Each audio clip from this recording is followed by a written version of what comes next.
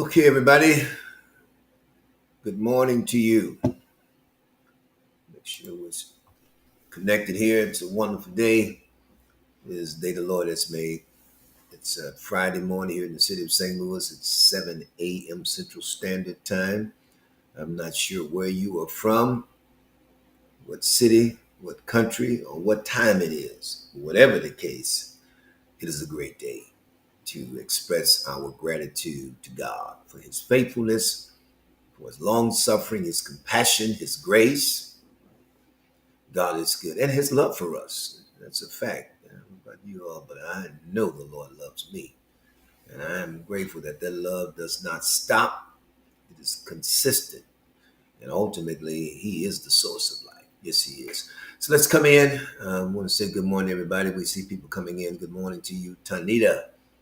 What's up, Mr. Sean Tate? Good morning. Good morning, Johnny Beckton, Angie, Linda Harris. Hello to all of you. It's a great day. I'm excited about what the Lord is doing. I anticipate the Lord should say the same 2023 will be a banner year in many, many ways. We had some great things happen this year. Had some challenges, some tests, some trials that comes with the territory.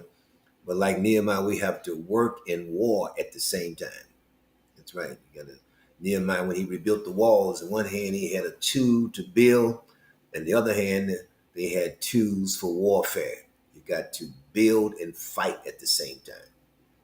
The walls must be rebuilt. The city must be restored. Hello, somebody.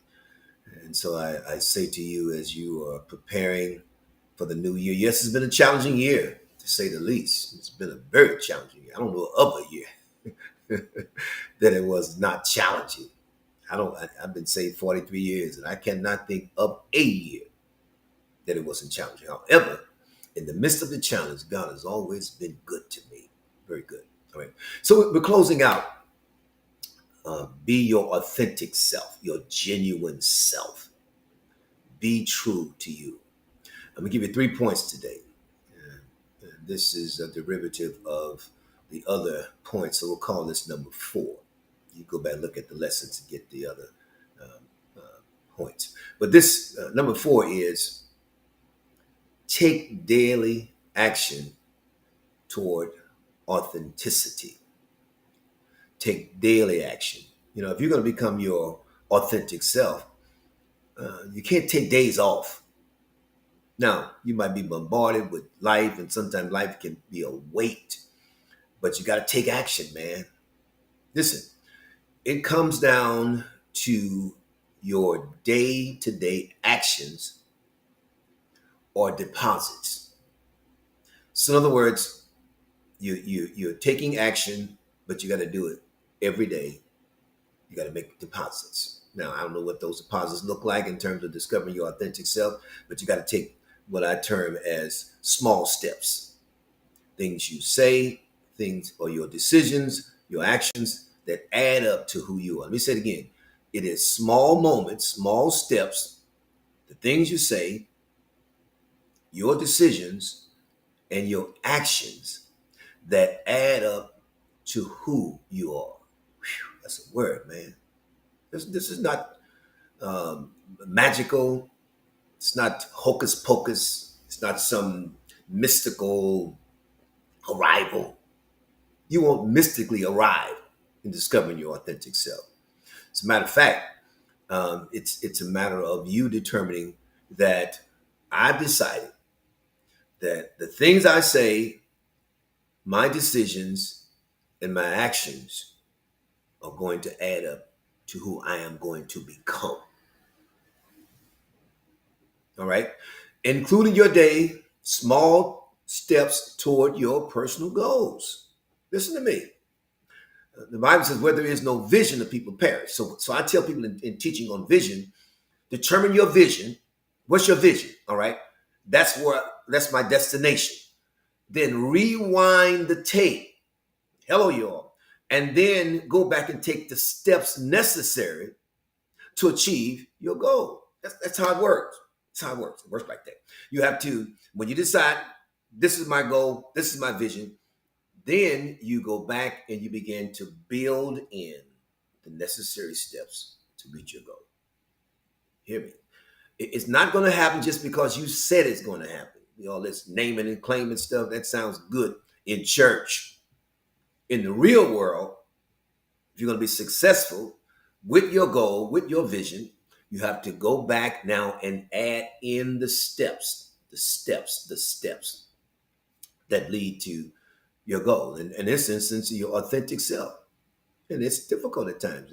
Becoming a different person, if you've been the same person for many, many years, it's difficult. It's not easy. It's just not easy. I'm not telling you this is going to be like I got this in a weekend. No. It took you all your life to become who you are. Hello, somebody. It took your entire life to become who you are. So it's not going to happen in a weekend or a month or a year, but it will happen if you're intentional about taking the steps. You got to be intentional. All right. Number 5, take a step back to gain perspective. Sometimes you got to just step back and reflect. I remember one time I went off on somebody. I was saved for the Holy Ghost, all that. I snapped. After I'd snapped, I had to stop, step back, and reflect. And guess what? The Lord dealt with me. I went back and I apologized. And I said, you know what? I didn't handle that right. Hello, somebody. All right. So step back and reflect. Take a step back to see the bigger picture. Remove yourself. This is important. Remove yourself from a situation altogether. Sometimes you got to just, first of all, what's the big picture here? The big picture. And then sometimes you got to remove yourself altogether. I'll be honest with you. I had made some decisions in 2020, 21, I had knee surgery. I made some major decisions. And then, of course, those decisions that I made in 21 has perpetuated into 22. But I had to pull back from some people. Yeah, don't hear me talking. I had to just eliminate some people from my life. Still love them. They're still good people, so to speak. But if I'm around you and you frustrating the life out of me, and I'm voluntarily around you, it's not like I'm obligated. Hello, somebody. Not like I'm working with you. We're in business together. No, we're talking about individuals that the value of the relationship is based on a specific endeavor, so to speak, or event or recreation. So you know what I said? You know what? I'm going to remove myself altogether. I did. All right. Here's the other piece. Find a balance between staying true to yourself and behaving in a way that respects the social situation in a given context. Let me say it again. Find a balance. Find a balance between staying true to yourself and behaving in a way that respects the social situation in a given context. Let me give you in layman's terms. In other words, you have to be true to yourself. Be true to yourself for starters, right? Then behave in a way that brings about a context or a perspective of your authentic self that feeds the authentic self process, where to the degree that you in a social environment or around people that you don't act a fool.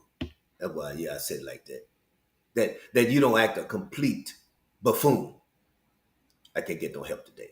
Because if you're going to become your authentic self, you got to have a high emotional intelligence. I teach this stuff. You got to have high emotional intelligence. You got to sometimes you got to step back and before you act or respond a certain way, you got to be true to your authentic self. Now, listen to me. God knows you like nobody else knows you. Likewise, myself. So I got to make sure that, number one, I am honoring Him with my life, that I'm acting in such a way that people will know I'm different. Man, you don't have let me talk to you. I've had individuals, and I promise you, my going off is different from everybody else and most people because I've developed the capacity to manage me. That's tough, but that's the Lord's help. Here's my point. So when I'm in situations where individuals are pushing my button, I've learned to stay calm. Stay down, Lord, man. Because I know me. We had a situation, let's be keeping real. We were in Florida with the family. I guess about a year ago, And let me tell you this real quick story. So what happened, I guess a year and a half ago. So anyway, there was a business transaction, and the product that was sold was bogus. It wasn't what it was claimed to be. So we went to the kiosk to get the money back because the product didn't work. The lady said, no refund on the product. So the sign that says all sales are final was on the backside where no one could see it. I said, ma'am, nobody can see that sign. You know, well, I can't do anything about it. I said, get your manager, somebody on the phone. Now I'm very calm. My kids watching me, because they watching granddaddy, how he's gonna deal with this. At any rate, anyway, uh, the lady gets on the phone, calls her manager, and the manager basically is siding with her. So I said, well, ma'am, you got to fix this. We can't, and I'm not raising my voice. I'm not hyper, aggressive. I'm very calm. So she calls security. Let me break this down for you. So she calls security. Well, she called this one guy. I won't tell you what his race was anyway. So she calls him, and he's standing. I said, well, sir, let me share something with you, sir. I said, this is a civil matter. This is not criminal. In other words, I want to know your presence is unnecessary. Hello, somebody. So what did he do? Because when you're intelligent and you can articulate and process information and respond in a certain way, especially being a black man, they can't handle that. People can't handle that. So what did he do? He calls for backup. Now you got 3 other officers standing there. I'm just as calm as I can be. I'm calm, y'all. I'm not gonna act a fool. Got my grandkids, my kids there. They're like, granddaddy, let it go. I said, no, we can't let this go. We gotta get this fixed. So what they do, they call the mall manager. And I explained to him, we're on vacation, we have a great time, we've had a bad experience dealing with this particular situation. We'd like to get this resolved, sir. Calm. I wouldn't raise my voice. I wouldn't say, I'm gonna hurt you. Somebody it's going down. No. But guess what happened? The mall manager got on the phone and told the owner, we got to make this right. They gave our money back. But if I'm acting a fool, the man she already called for one guy. He didn't call for backup because he's thinking this is another one of them black men acting a fool. No. I got too much intelligence for that. Too much God in me. Hello, somebody. That's balance right there. All right. Grandkids learn something. Kids learn something because they know me. They know I'm this calm, just peaceful guy. So they wanted to see how was I going to respond. I displayed that. Number 6, here's number 6 in closing.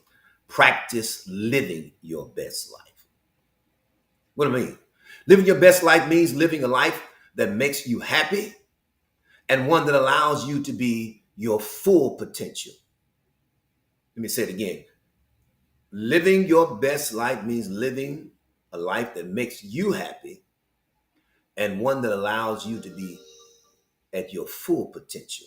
Living my best life is another way to say that you're being yourself or living life to the fullest.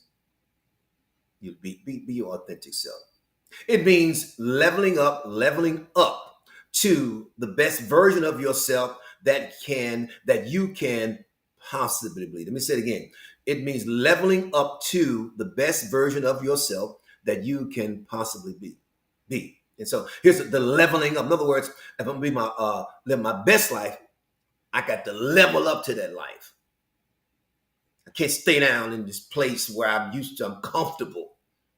I got to go against the grain of my norm, go against the grain of my normal response. Now I got to level up. Boy, I'm talking good today. Got to level up. In other words, I have to excel to a level of authentic self that perhaps I feel uncomfortable.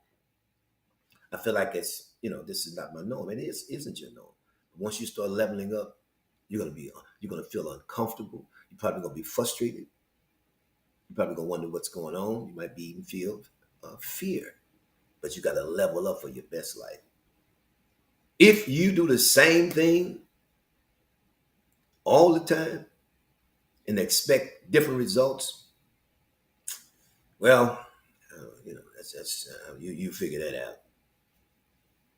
And as I've said before, if you aim for nothing, you hit it every time. Every time. So live your best life. Be your authentic self. Peel back. I told you I did some research, and they said, and I mentioned the other day, trauma, if not dealt with, it's not if not processed properly and get some help, that perpetuates, and it'll affect your life and relationships. And we all have had trauma in life. It could be the result of losing a loved one, a child, a son. It could be the result of losing your job, a marriage, somebody abused you, hurt you, all that trauma. But you got to deal with it so you become a better version of yourself, that authentic self that God created you to be. Got to go, you all. Hey, I wanted to get that out today. I know some of you all needed this. I needed it. I had to remind myself, all right? Share this with your sons, your daughters, your grandmother, your grandfather, your kids, your enemies. Let's get this word out. Be blessed.